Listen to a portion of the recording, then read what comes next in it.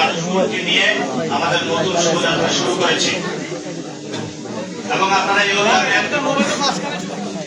আমি ঢাকা শুনে প্রাপ্ত হয়েছি শহীদ হাদির যে অসমাপ্ত লড়াই সেটা শেষ করার জন্য, এবং যেখানে গণ অভ্যুত্থানের ঐতিহাসিক শাহবাগের ছাত্র জমায়েতে বাংলাদেশকে নতুন করে স্বাধীন করেছিল, এই গুরুত্বপূর্ণ স্টুডেন্ট আসলে দেখতে হবে না আপনার পা কোথায়, আপনি বারবার ইনশাআল্লাহ এবং আজকে মনোনয়ন জমা দিয়েছি। এবং জাতীয় নাগরিক পার্টি একটি গুরুত্বপূর্ণ কাজ, আমি দায়িত্ব ছিলাম নির্বাচন পরিচালনা কমিটির প্রধান। আমি আজকে আপনাদের সামনে আমার এই কাজ হস্তান্তর করছি। আমাদের নতুন সহযোদ্ধা, পুরাতন সহযোদ্ধা, ক্যাম্পাসে একসাথে রাজনীতি করেছিলাম। আমি নির্বাচন পরিচালনা কমিটি, যেহেতু আমি সংসদীয় আসনে নির্বাচন করব, নির্বাচন পরিচালনা কমিটির আমি দায়িত্ব থেকে আজকে অব্যাহতি নিলাম। পরবর্তীতে যিনি নতুন দায়িত্বে আসবেন, আপনাদের প্রিয় চেনা মুখ একজন আসবেন, সেটাও আবার ঘোষণা দিবেন। ইনশাআল্লাহ রাজপথে দেখা হবে, সংসদে সংসদে দেখা হবে। জাতীয় নাগরিক পার্টি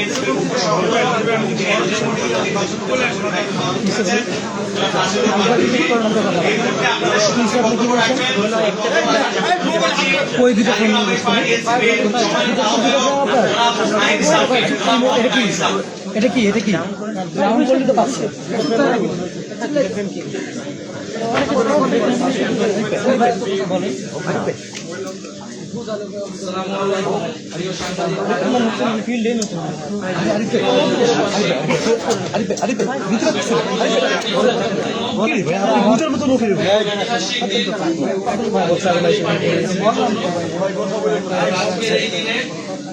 জাতীয় নাগরিক পার্টি এনসিপির আসন সমঝোতায় প্রার্থীগণ তারা নমিনেশন জমা দিয়েছেন সারা বাংলাদেশে। আরো একটি কারণে এই দিন ঐতিহাসিক হয়ে থাকবে, বিশেষভাবে গুরুত্বপূর্ণ হয়ে থাকবে জাতীয় নাগরিক পার্টি এনসিপির ইতিহাসে। কারণ আপনারা দেখতেই পাচ্ছেন যে আমার বাম পাশে বসে আছেন জনাব আসিফ মাহমুদ সজীব ভুঁইয়া, জুলাই গণ অভ্যুত্থানের সম্মুখ সারির যোদ্ধা, অন্যতম কান্ডারি, যিনি অসীম সাহসিকতার সাথে সেই গণ অভ্যুত্থানের সময়গুলোতে লড়াই করেছেন। মার্চ ঢাকা আসার কর্মসূচি যার মুখ থেকে ঘোষণা হয়েছিল, এবং এই গণ অভ্যুত্থান পূর্ববর্তী সময়েও বিশ্ববিদ্যালয় জীবনে তিনি ফ্যাসিবাদের বিরুদ্ধে ছাত্রদের পক্ষে সবসময় লড়াই করেছিলেন।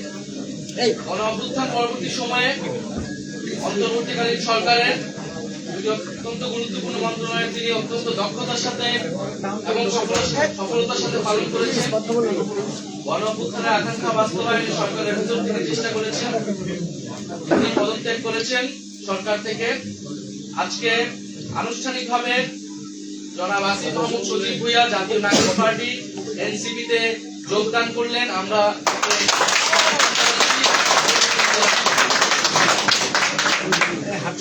আশা করব আসিফ মাহমুদ সজীব ভুঁইয়ার সাথে আমাদের এই পথ চলা পুরাতন দিনগুলোর মতোই সামনের দিনগুলোতেও আমাদের যে লক্ষ্য, আমাদের যে উদ্দেশ্য, সেটা বাস্তবায়নে সহায়ক হবে। এবং আসিফ মাহমুদ সজীব ভুঁইয়া তার যে রাজনৈতিক প্রজ্ঞা, দক্ষতা তিনি এর আগেও দেখিয়েছেন, সেটা তিনি ধরে রেখে বাংলাদেশের মানুষকে একটি সুন্দর সমৃদ্ধ পরিবেশ উপহার দিতে পারবেন। আমাদের আজকে জাতীয় নাগরিক পার্টি এনসিপি রাজনৈতিক পর্ষদের একটি জরুরি সভায়, যেটি অনলাইনে অনুষ্ঠিত হয়েছে, সেই জরুরি সভার সিদ্ধান্ত মোতাবেক আমরা জনাব আসিফ মাহমুদ সজীব ভুঁইয়াকে জাতীয় নাগরিক পার্টি এনসিপি মুখপাত্রের দায়িত্ব দিচ্ছি, দায়িত্ব প্রদান করা হয়েছে। এবং আপনারা জানেন যে এনসিপি নির্বাচনী যাত্রায় পুরোপুরি ঢুকে পড়েছে, এবং এই নির্বাচনকালীন সময়ে এই নির্বাচনী কর্মযোগ্য এই গুরুভার এবং আমি এই সময় সংগঠনটাকে ধরে রাখার জন্য জনাব আসিফ মাহমুদ সজীব ভুঁইয়া তিনি এবারে নির্বাচনে অংশগ্রহণ করবেন না, বরং জাতীয় নাগরিক পার্টি এনসিপি মনোনীত প্রার্থী যারা রয়েছেন তারা যাতে জিতে আসতে পারে এবং সংসদে গিয়ে বাংলাদেশের মানুষের গণঅভ্যুত্থানের পক্ষে কণ্ঠস্বর হয়ে উঠতে পারে সেজন্য তিনি কাজ করবেন। এবং এ কারণে জনাব আসিফ মাহমুদ সজীব ভুঁইয়াকে আমাদের জাতীয় নাগরিক পার্টি এনসিপি যে নির্বাচন পরিচালনা কমিটি সেটার প্রধান হিসেবে দায়িত্ব দেওয়া হয়েছে। নির্বাচন পরিচালনা কমিটি হয়েছিল যেটা প্রধান নাসিরউদ্দিন পাটোয়ারি ছিলেন, যেহেতু তিনি নির্বাচনে অংশগ্রহণ করবেন তিনি দায়িত্বটি ছেড়ে দিয়েছেন এবং আমরা আসিফ মাহমুদের কাছে এই পুরো দায়িত্ব হস্তান্তর করছি এবং এই পুরো কমিটিটা পুনর্গঠন হবে। যারা নির্বাচন করবে না এই সময়টাতে সংগঠন এবং নির্বাচন কাজে মনোনিবেশ করবে তাদেরকে নিয়ে আসিফ মাহমুদ হয়ে এই পুরো দায়িত্বটা দিবেন এবং নির্বাচন নেতৃত্ব দিবেন দলের পক্ষ থেকে। আমরা এর পাশাপাশি আসিফ মাহমুদ সজীব ভুঁইয়াকে আমাদের যে রাজনৈতিক পরিষদ নীতি নির্ধারণী আমাদের যে বডি রয়েছে সেটার অন্তর্ভুক্ত হিসেবে আমরা অন্তর্ভুক্ত করেছি আমাদের জরুরি সভায় এবং পরবর্তীতে আমরা সাধারণ সভায় এটি আমরা সকলের কাছে আমরা সেটার আমরা রেটিফাই করে নিব এবং আমাদের গঠনতান্ত্রিক অনুযায়ী আমরা বাকি কাজ সম্পাদন করব। আমরা এই মুহূর্তে আমরা জনাব আসিফ মাহমুদ সজীব ভুঁইয়ার থেকে তার বক্তব্য শুনব। আমরা আবারও তাকে স্বাগতম জানাচ্ছি, অভিনন্দন জানাচ্ছি, ধন্যবাদ জানাচ্ছি। তার যেই দক্ষতা প্রজ্ঞা আমাদের এই দলে এসে যোগদান করেছে এবং এটাই জন আকাঙ্ক্ষা ছিল। পুরো বাংলাদেশের মানুষ, বাংলাদেশের ছাত্র জনতা সবাই চেয়েছে যে আসিফ মাহমুদ সজীব ভুঁইয়া যোগদান করবেন এবং নেতৃত্ব দেবেন। এই পর্যায়ে আপনাদের সামনে কথা বলবেন জনাব আসিফ ভাই, আসিফ ভাই জিন্দাবাদ, জিন্দাবাদ। আসিফ ভাই, আসিফ ভাই জিন্দাবাদ, জিন্দাবাদ। আসিফ মাহমুদের আগমন শুভেচ্ছা স্বাগতম। ছাত্র শক্তির পক্ষ থেকে লাল গোলাপ শুভেচ্ছা, এনসিপির পক্ষ থেকে লাল গোলাপ শুভেচ্ছা। দেখেন মোবাইল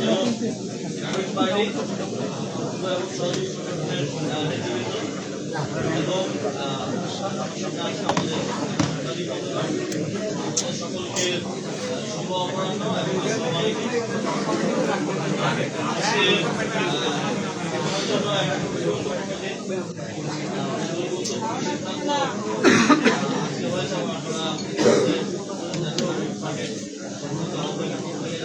একটু জোরে বলবেন। আপনারা জানেন 2024 সালের গণঅভ্যুত্থানে আমাদের প্রায় 1400 সহযোদ্ধা শহীদ হয়েছেন, আহত হয়েছেন প্রায় 30,000-এর অধিক সহযোদ্ধা। বাংলাদেশের ইতিহাসে অত্যন্ত গুরুত্বপূর্ণ একটি ঘটনা হয়ে থাকে গণঅভ্যুত্থান। সেই গণঅভ্যুত্থানের মধ্য দিয়ে একটা দীর্ঘ ফ্যাসিবাদী শাসনের পতন হয়েছে এবং তারপর আমরা নতুন বাংলাদেশ বিনির্মাণের যেই পথ চলা সেই পথ চলায় অগ্রসর হচ্ছি। গত গণঅভ্যুত্থানের পরের সময়টা বাংলাদেশের পিরিয়ড বাংলাদেশের জন্য খুবই গুরুত্বপূর্ণ এবং সামনে জাতীয় নির্বাচনও সমানভাবে গুরুত্বপূর্ণ। আমরা একটা গণতান্ত্রিক প্রক্রিয়ার মাধ্যমে একটা গণতান্ত্রিক সরকার গঠনের দিকে বাংলাদেশ এগিয়ে যাচ্ছে। এই সময়ে এছাড়াও আপনারা জানেন কিছুদিন আগে আমাদের একজন সহযোদ্ধা শরীফ ওসমান হাদি গুলিবিদ্ধ হয়েছেন এবং শহীদ হয়েছেন।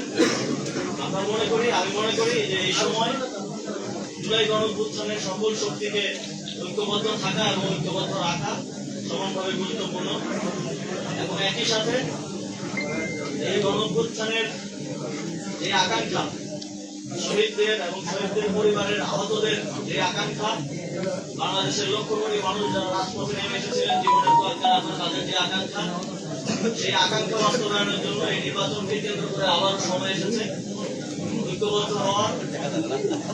সেই জায়গা থেকে আমি জাতীয় নাগরিক পার্টি এনসিপিতে আজকে যোগদান করছি।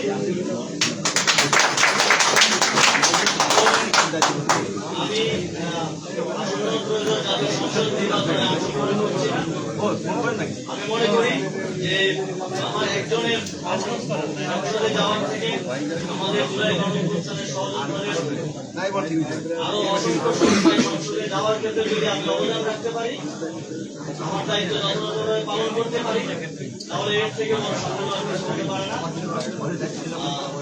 এবং এই নির্বাচনে যেহেতু আজকে যেই নমিনেশন জমা দেওয়ার শেষ দিন ছিল, সবাই নমিনেশন জমা দিয়েছেন, আমরা প্রত্যাশা করি খুবই সুষ্ঠু এবং নিরপেক্ষতার সাথে কোনো ধরনের হানাহানি ছাড়া আমরা এই গণতান্ত্রিক উত্তরণকে সফলতার সাথে বাংলাদেশ অতিক্রম করতে পারবে এবং এই গণতান্ত্রিক উত্তরণের পক্ষে আমি কাজ করে যাব। এবং একই সাথে আপনারা জানেন এই নির্বাচনে দুটি ব্যালট থাকবে। এখানে আমি মনে করি যে আপনারা একটি ব্যালটে এমপি নির্বাচন করবেন, সরকার নির্বাচন করবেন। সেই সরকার এবং এমপি থাকবে 5 বছর। তারা তাদের কমিটমেন্ট রাখবে কি রাখবে না সেটা আমরা জানি না। তবে আপনারা যদি গণভোটে হ্যাঁ ভোট দিয়ে নির্বাচিত করেন, এই সংস্কারের মাধ্যমে বাংলাদেশ আমি মনে করি যে 100 বছর এগিয়ে যাবে। এবং একই সাথে আমি আমার যে দায়িত্ব পেয়েছি দলের পক্ষ থেকে, একই সাথে আমার সহযোদ্ধাদেরকে নির্বাচিত করার জন্য আমি সর্বোচ্চ চেষ্টা করব।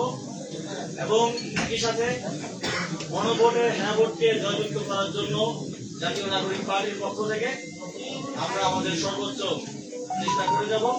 আপনাদের সকলকে জাতীয় নাগরিক পার্টির এবং সহযোগী অঙ্গ সংগঠনে যারা আছে তাদেরকে ধন্যবাদ জানিয়ে এবং সাংবাদিক বন্ধুরা যারা অত্যন্ত শর্ট নোটিসে এসেছেন সকলকে ধন্যবাদ জানিয়েছেন।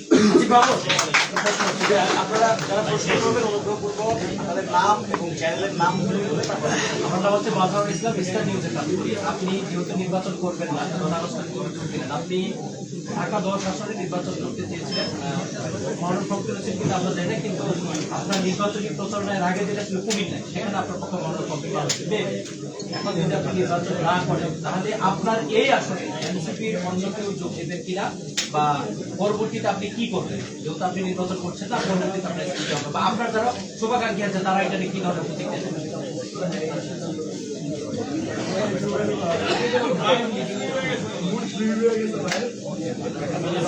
পরিষ্কার করলেন, আমরা পরিষ্কার করলাম যে আমাদের এই নির্বাচনকালীন সময় আমাদের কাউকে না কাউকে এই সময়টা কিন্তু এই দায়িত্বটা পালন করতে হবে। যিনি নিজে নির্বাচন করবেন তার সাথে কিন্তু এইগুলা কর্মযোগ্যতা পালন করা সম্ভব নয়। আসিফ মাহমুদ সজীব ভুঁইয়া নিজে নির্বাচন না করে সেই দায়িত্বটা পালন করছেন এবং দলের পক্ষ থেকে তাকে এই দায়িত্ব দেওয়া হয়েছে। ফলে তার যে আসনগুলোতে এটা আমরা যে 47টা আজকে নমিনেশন পেপার সাবমিট হয়েছে, সেটা হয়তো আপনারা শীঘ্রই পাবেন, সেখানে তখন এটা দেখতে পাবেন। এবং আপনার জানার মধ্যে সেই আসন নাই আমাদের 47টা মধ্যে, সেটা আমাদের জোটের পক্ষ থেকে থাকবে। তখন আপনারা 125 জনকে মনোনয়ন দিয়েছিলেন, বড় অংশ তারা হচ্ছে নির্বাচনে অংশ নিতে পারবে।